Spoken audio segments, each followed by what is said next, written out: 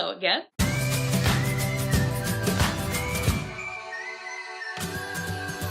So surprise, I am not Lou for this week and next week as well, probably.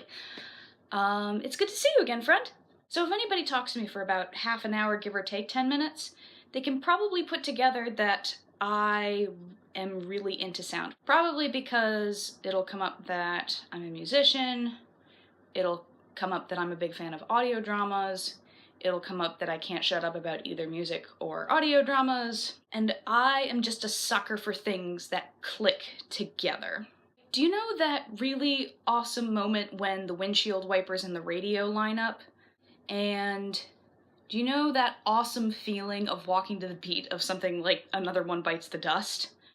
So take those feelings, double them, combine them, and drape them over an action movie. And you get something kinda close to Baby Driver. Oh my god, this movie! So if you haven't seen it, Baby Driver is a movie about this young getaway driver who wants to get out of his life of crime. And something about the character Baby is that he has really bad tinnitus. So what he does is, to drown out the ringing in his ears, he plays music constantly. And naturally the story is focused on Baby, that's kind of a given, but the soundscape is incredibly focused on him and on his experience. All of the songs that he's listening to, basically throughout the course of the entire movie, is the movie's soundtrack. Not just in a, oh, the music happens to be relevant to the story. No, it's that everything is in sync with the music. And I mean everything. Like door noises, footsteps, crowd noises, car noises, gunshots, body drops, everything lines up. I mean, there's a shootout coordinated to the song Tequila. You know the song Tequila, right?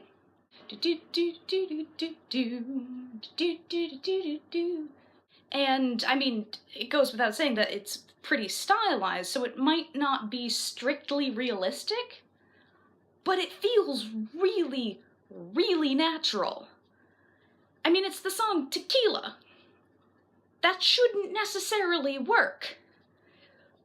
But good lord, does it work! Tequila!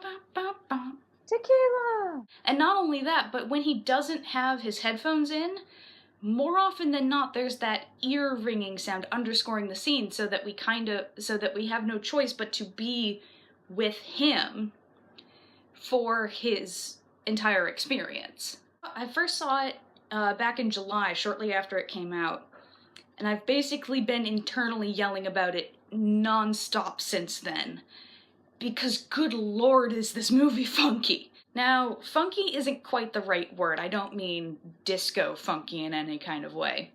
But it's funky in that it basically reached in and resonated all of the rhythmic sinew that I have down to my very core. And there's a lot of rhythmic sinew. Plus it also helps that the opening sequence is totally badass, I'll link to that down in the description, and the story and performances are really, really top-notch.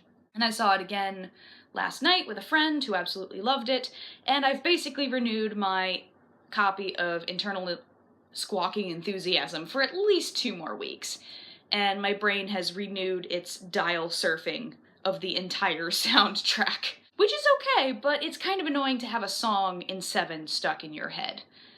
It's very groovy though. I'll link to a video of that song in the description as well. So yeah, that's a thing that I am currently excited about. What's a thing that you, friend, are currently excited about?